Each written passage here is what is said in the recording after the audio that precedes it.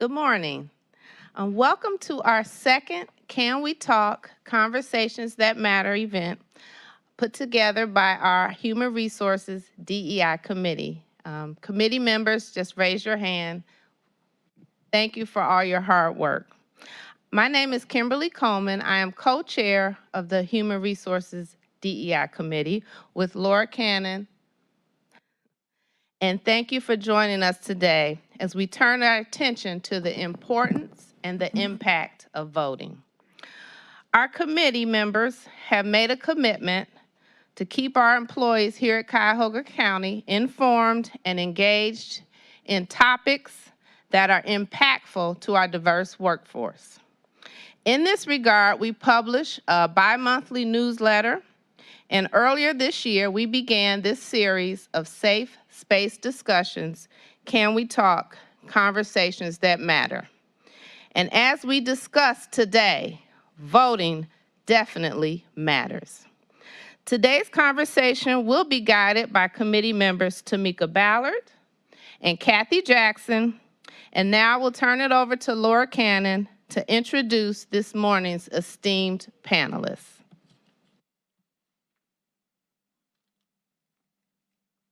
Thank you, Kim. I am pleased and honored to welcome Councilwoman Meredith Turner, who represents Cuyahoga County's District 9.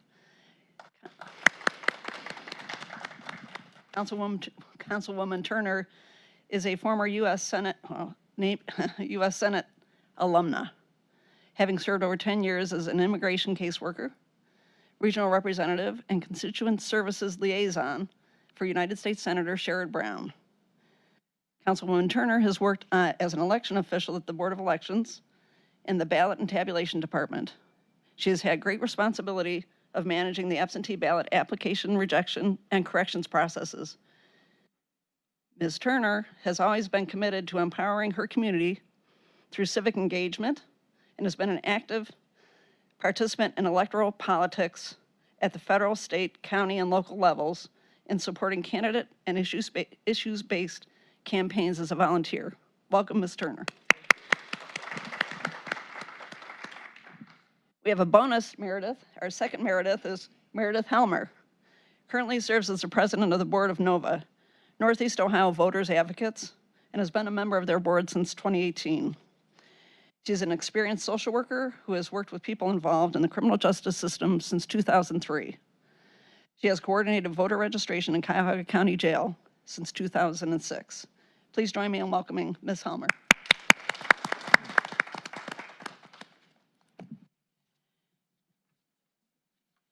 And last but not least, we would like to welcome our third panelist and the only non-Meredith, Mike West. Mike West has been with the Cuyahoga County Board of Elections for 15 years. As manager of the Community Outreach Department, Mike and his team are responsible for voter education, media relations, and government relations. Prior to joining the Board of Elections, Mike was a radio broadcast journalist for over 18 years. He has worked for and managed public radio stations, Native American radio stations, and commercial radio stations in Cleveland, New Mexico, Arizona, and Seattle. Mike has lived in Cleveland for over 25 years, having been a Seattle native. Please welcome all of our panelists. We look forward to a lively conversation. Tamika, can we talk? Thank you, Laura. Good morning. Let's talk about voter education. I would like to direct my questions to Mike West. Can you highlight on some of the important aspects of voter eligibility questions a new voter might have, such as, how do I vote? What do I need to vote? What is the deadline to vote by mail? How can I update my registration online? And is it true I can get a free state ID? Well, that's quite a mouthful. So I'm going to just encapsulate a few things. All voter education amounts to this or comes down to this. You have to get registered or make sure you're registered at your current address. Then you pick how you want to vote. Do you want to vote early at the Board of Elections? Do you want to vote by mail? Or do you want to wait and vote on Election Day? So we'll start with voting by mail. One of the big aspects of voter education this year is the new rules for voting that went into effect. One of those is the deadline to get your ballot application into the Board of Elections. For the August election, it's August 1st. In the past, it was the Saturday before the election. Now it is the Tuesday before the Tuesday election. On the other end of that, once you get your ballot and vote it, you have to put it in the mail as soon as you can. The postmark deadline is the day before the election, and now the mailman has 4 days to deliver it after the election. In the past, it was 10 days. So I'm sure the mail carriers do the best they can, but you don't want to depend on them by waiting too close to the deadline. So one of the messages about the new rules is get your ballot application in as soon as you can, and once you get your ballot, vote it and return it as soon as you can. With a one-issue ballot, it shouldn't be too challenging to make up your mind and vote and get it back to us this time. Registering online, you can do that if you have a state ID card or a driver's license because your signature has been captured when you got one of those forms of ID. If you go to our website and look under registration, you can click on a link that leads you to the Secretary of State's website where you can follow the prompts and register online. You can also update your registration online if you've moved or got married and changed your name, things of that nature. So between our website and the Secretary of State's website, it's full of all the information you need and the steps you need to do online to get that done.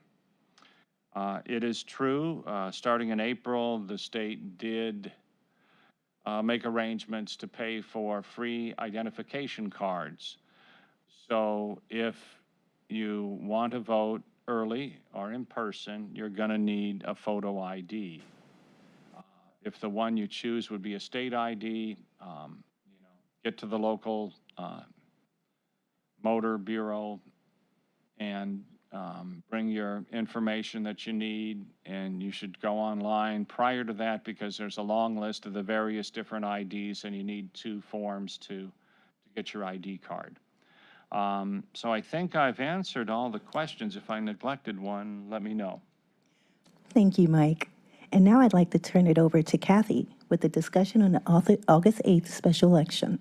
Great, thank you. House Bill, and then I'm going to direct this to Councilwoman Turner.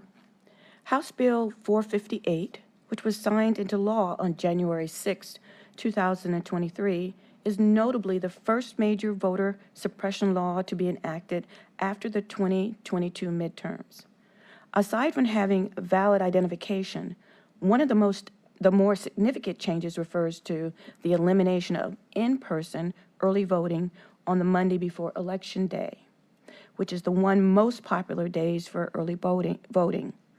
Elimination of this day could impact a multitude of voters. What are some initiatives to make sure that this impact is minimal? So, what you should have invited somebody from State House. But thank you so much for that question, and good morning, everybody. If I could just take a point of privilege, and a lot of this will be redundant because I think that Mike kind of hit on most of the important parts, but I wanted to thank Kim Coleman and Laura Cannon and the HRDEI team for organizing and hosting this event. For those of you who don't know me, I'm County Councilwoman Meredith Turner. I represent District 9, which includes Bedford, Bedford Heights, Cleveland Wards 1 and 4, Highland Hills, North Randall, Orange, Pepper Pike, Shaker, and the village of Woodmere. And so, within those communities, which again run from Pepper Pike to Shaker Square, it's probably the most diverse district in the county. And on many levels, educational levels, the poverty and wealth levels, and racial composition. And so these diversities make my service as a county council person exciting and challenging, but I love a challenge. And that's why I accepted this invitation to speak on the significant and troubling changes that our state legislature has forced upon our residents, our election officials, and quite frankly, the future of our state. So for background, I've worked at the Board of Elections, and one thing that I wanted to point out about the vote by mail application is just to make sure that you are completing that application properly. For example, I know some of our older voters may transcribe the numbers in their birthday, or they may forget their birthday. You may not sign it. I don't think we would reject applications for not having a date on it, that it wasn't that significant, right? Well, on the application, put your email and your phone number, because a lot of things we can solve over the phone. And the councilwoman is correct. A lot of people put today's date instead of their birthday. There's different things people do. So take your time, take a deep breath, be careful how you fill it out. If you get it wrong, we'll try to contact you. If that doesn't work, we'll send you a letter along with a new application. And so, you know, some of our state leaders want more restrictions on voting and not less. And so, as it relates to House Bill 458. Again, he already mentioned that the in-person ID must be a valid ID, non-expired, right? Ohio driver's license, Ohio state ID, a U.S. or state military ID. No, I said that wrong. Driver's license, state ID, those are valid. You can use a U.S. or a state military ID. Veterans card, Mike? Certain kinds, you know, there are so many variables. It's always best to go on our website or call us on the phone. I have a list So of. the military ID will be issued by the Department of Defense, see, active military. The veterans card, Department of VA. I think I got it. You're just supposed to say yes. And you can also use a passport, which is new. Yes, that's new. That is new. So those are the 4 acceptable forms of ID. This bill limits the number of drop boxes. That's not new. We've always had one drop box location, and that's located at the 2930? 25. Euclid I Avenue. know, I'm right. Euclid, at the Board of Elections, so one drop box. So is that now closed after hours? No, there was some back and forth on limiting the hours that people could put things in it, but that went away. That's part of the confusion. They made a bunch of rules in January, then they went back and revised some stuff. But you can put your things in the Dropbox anytime you like. A little known fact, part of the new rules is we always had the Dropbox under the watchful eye of video cameras. Now it's a live feed, so anybody can go online and watch and look at our Dropbox. That's What they're new. looking for, I'm not sure, but they can look, they can monitor that. In case they spot any suspicious activity, of course, they could let us know. Okay. Again, it eliminates the last day of early voting. So we used to could vote on that Monday before Tuesday down at the Board of Elections only, and so that is now eliminated. It's trifling. Again, it requires the absentee ballots to be received by the Board of Elections within 4 days. So that's reduced to 4 from 10. Curbside voting, you have to have a physical disability, right? You Yeah, physically unable to enter the building. There's a funny backstory to that, too. Once upon a time, when people couldn't get out of the car, they'd bring a friend or family member and go, and somebody'd go inside and say, please come out and vote this person. And people did that. Very rare, but people did that. Then during COVID, the Secretary of State said, you know what, if you're not comfortable going in, anybody can vote curbside. So they did. And as you can imagine, it cost a lot of delays because you got to pull people out of the polling location to service these voters. We cheerfully complied, but it did make the wait times longer. So now they wrote that into law that you can't just vote curbside because you feel like it. You have to be unable to get out of your vehicle. During the height of COVID, we utilized curbside voting quite often. and it was dangerous, right? I have COVID, but I can't come in. So I'm coming to your car and I'm touching the stuff, and we got to take the, but yeah, that wasn't a good idea either. Um, and provisional ballots, that's reduced to 4 days from 7 days. You had 7 days to fix any mistakes you may have had. Bring in your ID, whatever the reason was that caused you to vote provisionally, you now only have 4 days to do that. So as it relates to strategies, I think the biggest issue is just making sure that the community is aware of these changes. You should always have an IEP. I'm a former educator, so in the education world, it's an individualized education plan, but this is an individualized engagement plan. You need to know the deadlines to register to vote, deadlines to when you need to have your, vote by mail application back if you're planning on voting that way. So I did request my application by mail. It's been sitting on my table for about a month. So I probably will not be voting by mail.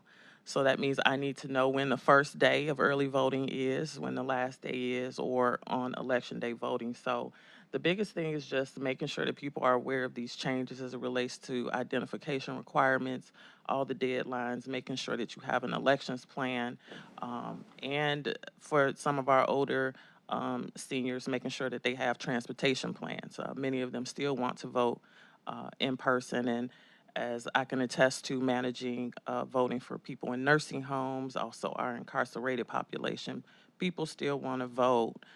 So we need to make sure that they have access to that information as well. Within your own family unit, make sure that your people are aware. I do know my neighbors on both sides of me, and that's about it. But we talk, and maybe they will share the information up and down the street within your organizations that you may belong to. So those are some very simple strategies to answer the question. Great, thank you.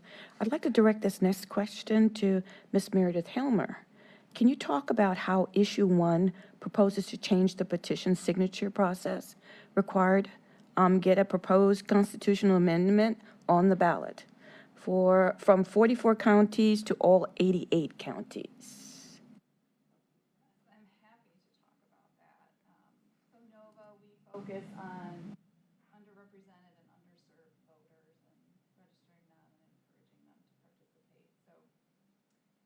So that section of issue 1, I think, is going to be the most challenging. We may talk later about changing it from 50 to 60% of voters, but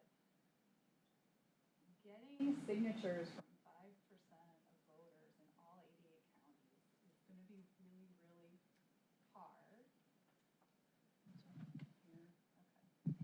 It's going to be harder for smaller organizations. So I think that these voters exist because when we look at, election results, even amendments that didn't pass, it's not like there's a county where no one voted for it, right? So I think there are people out there that may be willing to sign petitions for issues, or at least vote for them. But a petition is a public record, and if this is an issue, an amendment that may not be popular in your community, are you going to sign a petition for it? Because when you go in the voting booth, that's private, right?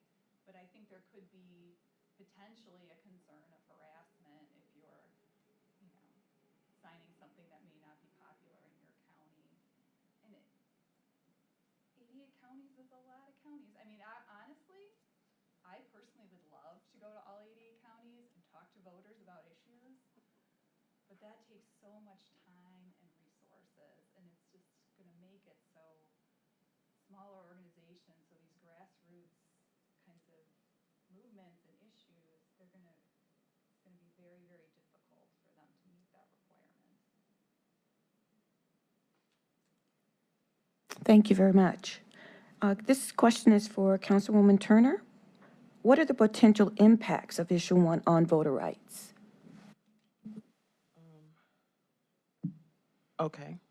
So a couple of things. I want to say that the elimination of early voting on the Monday before the election day is troubling, and it's simply human nature, right? to wait until the last minute to want to do certain tasks. I'm guilty of that myself, including voting.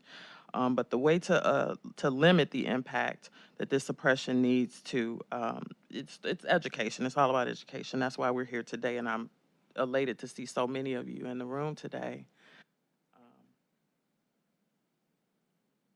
As the August election approaches, those of us who care about access to the voting booth must do all that we can to publicize these efforts. So in a perfect world where our legislators respond to the will of the electorate, we wouldn't be worried about issue one. But unfortunately, the world is not Ohio.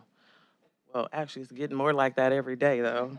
Currently, the only way to get the state legislature to act on certain issues is through a process of amending the state constitution. So, for example, the state recently adopted legalized gambling through a constitutional amendment process. This was a costly and time-consuming process, but the proponents of this amendment had to utilize this process because the legislature wouldn't act despite popular statewide support and legalized gambling in many nearby states. So we're trying to compete as well. So this issue contains two important points. Any proposed constitutional amendment must have signatures from all 88 counties. So Meredith says she's going down there. Well, she would like to. Who's gonna pay for that? But again, this could be very time consuming and expensive, right? And a lot of manpower. She couldn't do that by herself. And so now a majority of 60% of the voters must approve this amendment for it to be passed. So a simple majority is required. The impact can be monumental. Legalized gambling only received 53% of the vote. Raising the minimum wage and indexing it to inflation only received 57% of the vote. So a vote of over 60% for a particular candidate is considered a landslide. And it doesn't happen that often. So I think I got in when I was elected to fill the appointment for Chantel Brown, I got 59.8% of the vote. So that was a landslide. I mean, I kicked some butt. But with issue one, that's not going to be the case. It's going to be that very small, slim minority that's going to dictate pretty much how we live our lives. Anything else you want to add, Meredith? So I should say I would love to go to all 88 counties, but I have a job and other things that would actually prevent me from doing that, and that's why I think it is very difficult. And you're right, the minimum wage would not have passed at this threshold. So who knows what the minimum wage would be now, right? Because people had to act because the legislature wasn't acting to raise the minimum wage. In here. But the past couple of days, well, yesterday was pretty devastating in terms of the affirmative action decision from our Supreme Court. And so we just need to be vigilant of the behavior of our elected officials who pass these harsh laws. And, you know, I'm not that upset about yesterday's decision because we are a resilient people. And no matter what the circumstances, we always find a way to be successful, to reinvent ourselves. And I think this is another opportunity for our society to find the good in us. So we're not going to stress. We're going to make sure we're registered to vote. We're going to make sure we're aware of what's on the ballot. We need to be aware of how our elected officials vote. I'm so excited that we're going to be hiring a communications person soon on the council because we need to be able to tell our narrative. We need our constituents to be able to see what we're voting for here. So we need to know who not to vote for next time. And I also want to encourage people to run for elected office, just not County District 9. Okay. Thank you. Ms. Helmer, do you agree that the wording on the ballot needs to be simplified to everyone so that everyone can understand it? Yes, I do. So underrepresented, underserved groups. And there's a correlation between low literacy and not voting. Low literacy, I think it's like 1 in 5 in the United States. It's a lot more prevalent than a lot of people realize. We're talking about issue 1. I looked at it. So there's 3 bullet points. The first bullet point has 29 words. The second bullet point has 55, and the third one has 46 words. In these, and it's one sentence, right?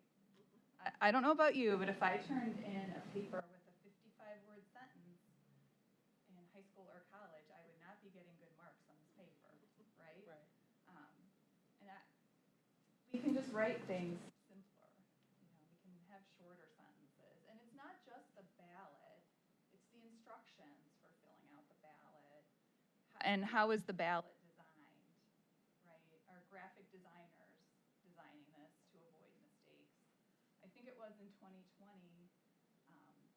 the Ohio Secretary of State, they sent out ballot applications to everyone.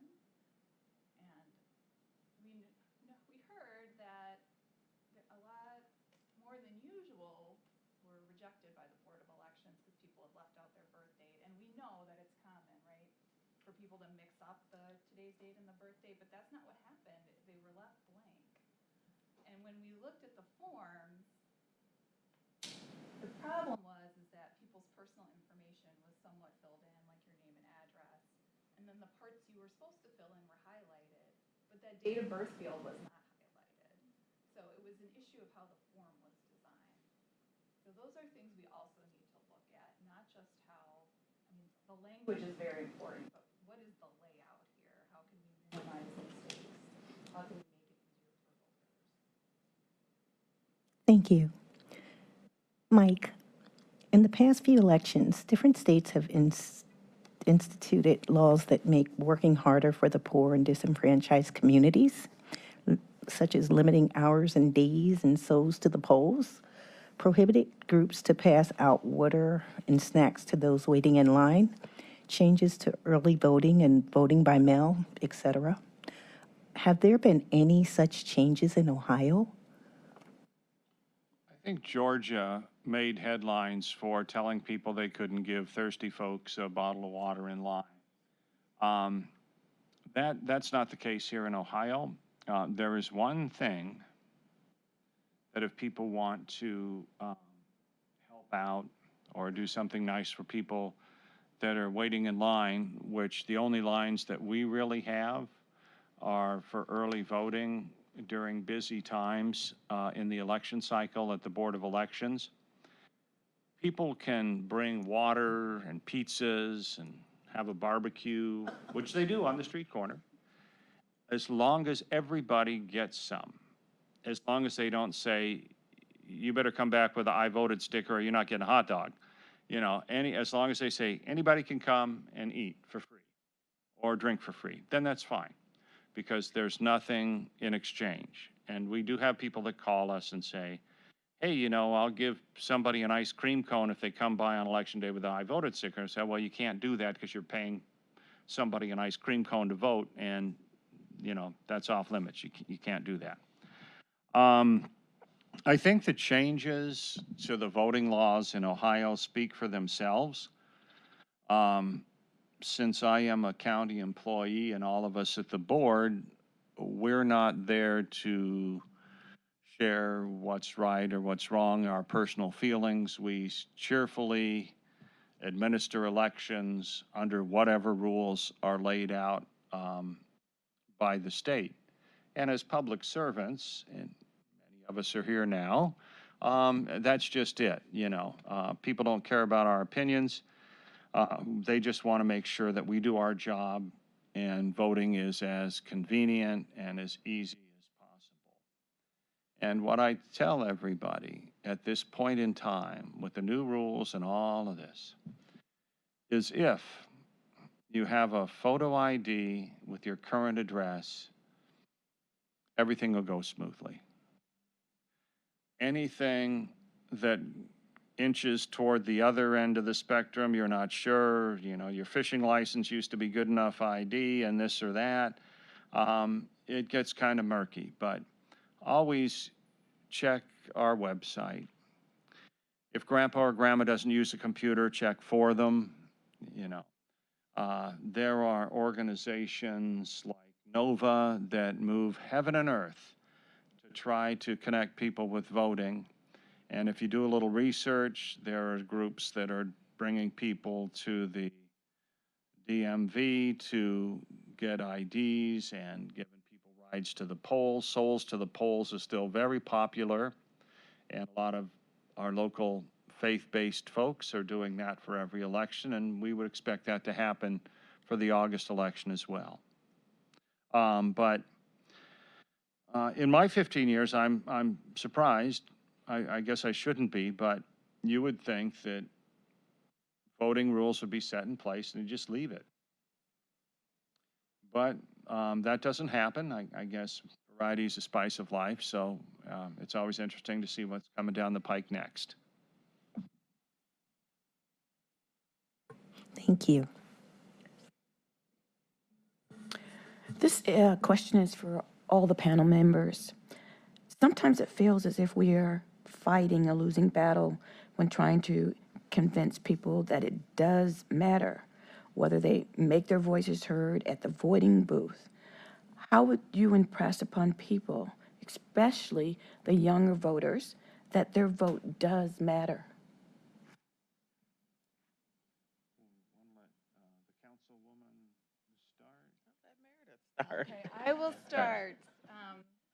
Well, so, I mean, with younger people, first of all, I like to validate them, right? When we look at who was running for our last presidential election, I'm not sure that they saw themselves reflected in those candidates. And that can be discouraging, but millennials, they are the biggest voting bloc. And I tell them, if you all voted, think about what our environmental policy would be, what our educational policy would be. Do you think we'd still be, that it would be politically okay to have this fight about student loan forgiveness if our legislatures were accountable to your generation? And then you hope, maybe you make an effect with one or two people, right? And they start to vote, and then it becomes a habit. Okay, I'll go now, Mike. I'm a former teacher. And when I was a teacher, I would take my students out for authentic experiences. I think it's important that we try to reconnect young people with authentic experiences. I know at the Board of Elections, and I'm trying to think of, there were many different groups, but they would bring the students down to actually vote, those that were able to vote. And so having more opportunities for transportation and bringing the young people down to actually cast their vote, but having programs within a community to connect young people to civics. I speak at schools a lot. Right, Molly? Um, I go to whoever invites me, and my whole thing is civic engagement. I start with what are the three branches of government, and then they laugh, and they don't know. Right, so I spend a little time. My whole goal is to talk about county council and what we do here, but I can't even get to that because they don't know the legislative branch. Right, I'm like, who runs the country? Who is the top executive?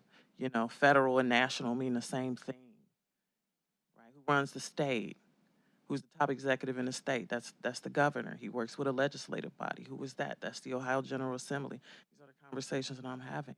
They don't even know what a county executive is, right? And I understand this is a relatively new form of government, but I'm backtracking and explaining what happened and why we had to go to a county executive 11 council member body. They do know that the mayor runs the city, right? They know there's a city council, but this goes back to the schools. They're not doing a good job in educating young people. I think I started sixth grade, maybe, learning about this kind of stuff, and I'm not the normal person. I kind of live this, so it's etched. but adults don't have this information. So I don't know how we expect the young people to be engaged. But I know my personal accountability and responsibility is to do what I've been doing, continuing to go out, talk to young people, engage them, break it down so it's not, way up here. It's like you know this information, right? You did learn that. Like let's review and to build up that confidence and that efficacy within them to know that they can participate in this society. They just need the information. So I think we just need to kind of, all decide that it's something that we can do, and that's having conversations with our young people about government and how it works. We talk a lot about these things out in the field, and turning non-voters into voters is a really hard sell because there's no immediate gratification, and our culture is all about immediate gratification. You're on your phone, it takes a couple seconds to load a website, you're already impatient. We put our food in a microwave, if it's not done in 2 minutes, we're impatient. We get in our car and we drive somewhere, if there's a little traffic, we get impatient. Voting is the long game. You fight hard, your candidate may win, it may lose. If you lose, you're disappointed, but you got to just get right back in there and find people that are running for office that align with your priorities and beliefs and get behind them. Even if your candidate wins, the changes that they said they would make on the campaign trail don't necessarily come true immediately. These things take time.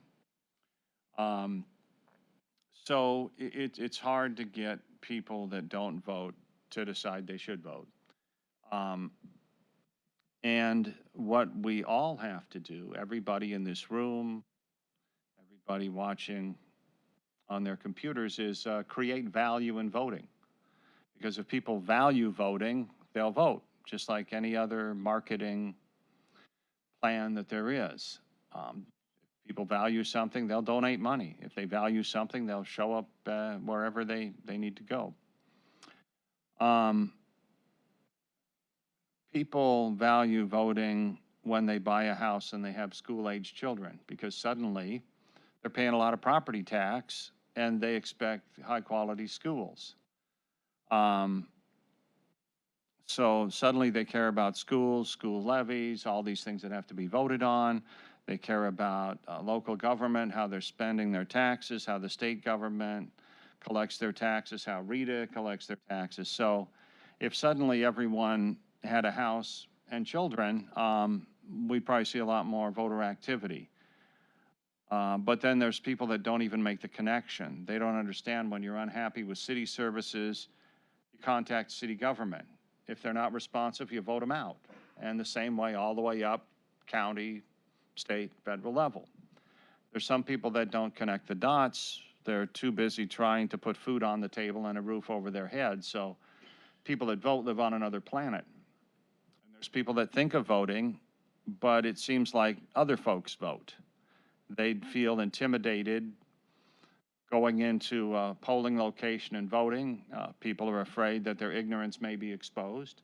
So we tell people, if you know a non-voter, bring them to vote with you. Bring them down to vote early with you. You'll see how friendly it is. You can go through the process with them, and it takes away the mystery, the intimidation factor.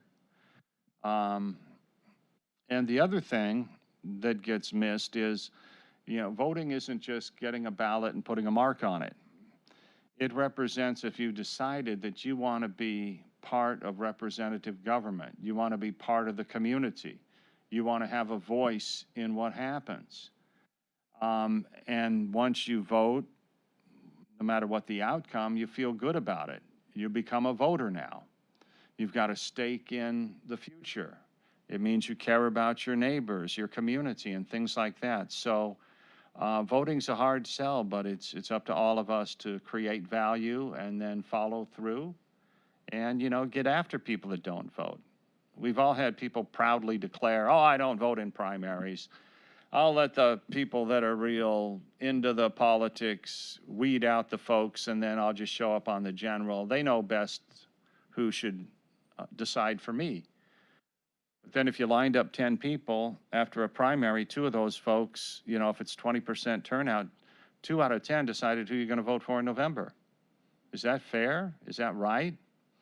You know, I'll let you decide. So that's what we do every day. We think a lot about how to turn non-voters into voters, and we want to thank NOVA and also our elected officials because they have the common goal.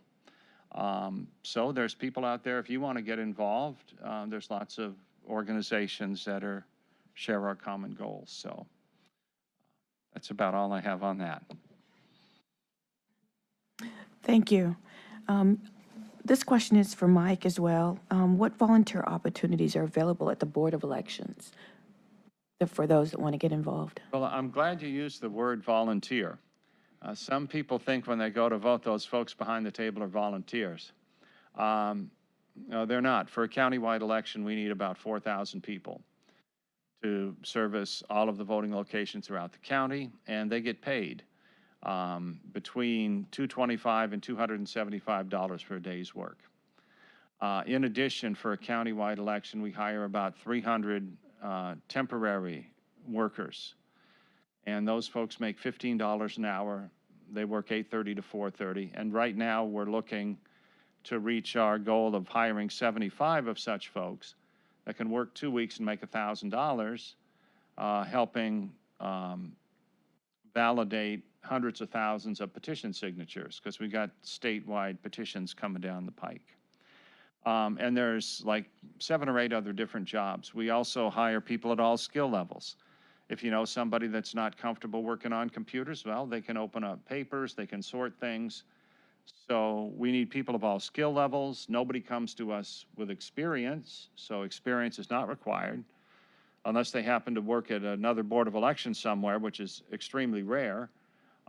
So if you know anybody who wants a job, go to our website, the employment page. We've got lots of various jobs that people can do. Some of them are just one day. So we really want to get folks involved, and so the opportunities are out there. And again, it's not volunteers. Everybody gets paid that helps out at the board. Nova has plenty of volunteer opportunities. So go to our website, nova-ohio.org. You can help us register voters. And we're also going to do some work on issue 1 for anyone who's interested. I'm not on the ballot this year. Can I work? You can come volunteer for us. Thank you. Before we end, does our panel have any final comments they would like to make about our voting? I just want to mention that state polling consistently shows that our legislators are pushing laws that are not supported by state populations. These same officials often run unopposed. We need to hold them accountable. I don't know how we do that, especially downstate, but we got to figure out a way to do that. You know, we look around the world, people have literally died to gain the right to vote. The world is still filled with dictatorships and monarchies where residents have no say in how their land is run, and I thought we were better than that. And I'm reminded of this quote from Plato that says, "The penalty of refusing to participate in politics is that you end up being governed by your inferiors," right? So if you sit out, others will not. Then only their votes will matter. And I believe that democracy is not a spectator sport. We all need to be involved. There are issues that we all care about: access to health care, reproductive rights, taxes. And the way that we show that we care about our communities and each other is by voting. So August 8th, right, 6:30, polls open at 6:30, they close at 7:30. First day of early voting is July 11th. And they are ridiculous. I was looking at all these different time changes. Like, we can't go and, you know, it's a set time. It actually changes like a lot. But it's important to note that between July 11th and 29th, you can vote in person from 8 to 5. And then it gets weird, and I won't go into all of that. But August 8th, Election Day. So everyone's going to get one of these in the mail, and that's good. What we're trying to convince people to do, and it's not a hard sell, this one, is get your vote by mail application in as soon as you can. The easiest way with the barbecues and the vacations and the getting the kids ready back to school, vote by mail.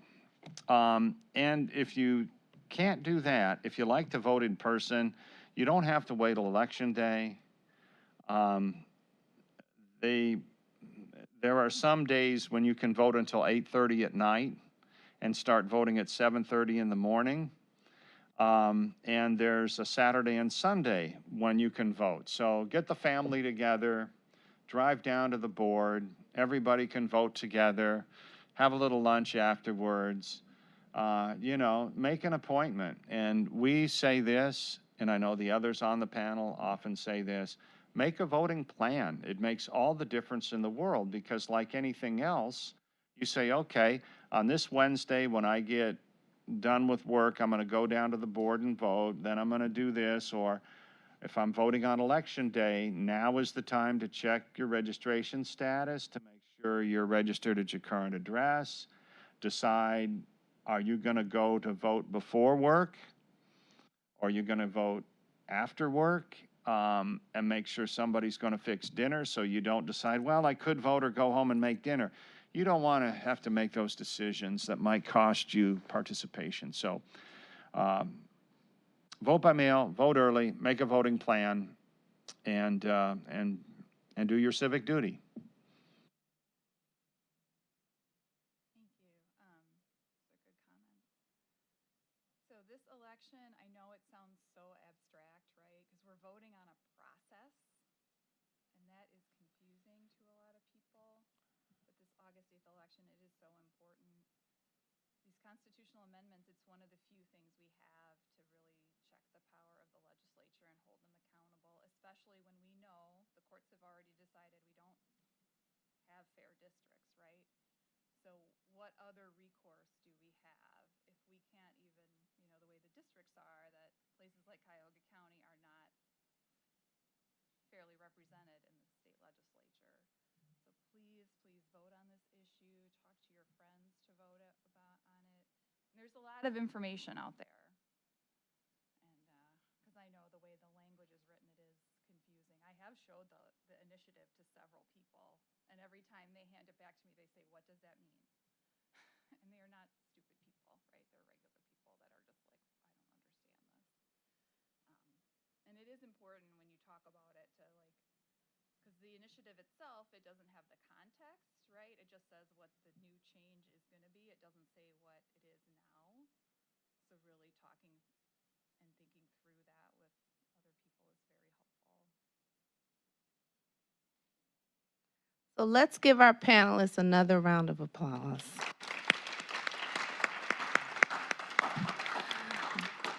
This has been wonderful, very educational and impactful. We definitely want to say thank you again to Councilwoman Meredith Turner, Meredith Helmer, and Mike West for taking their time to engage us on this most important topic. So in the hall, for anybody that's viewing, that's in the administration building, we have tables set up with voter information. You can register to vote. You can talk to the Board of Elections about getting one of those paid jobs that Mike mentioned. So come on down, and if you're viewing online, please, Board of Elections, BOE.cuyahogacounty.gov, or you can always call them 216-443-VOTE. That's 216-443-8683. So as we leave here today, let's make sure all our voices are heard, and our vote is our voice. Thank you.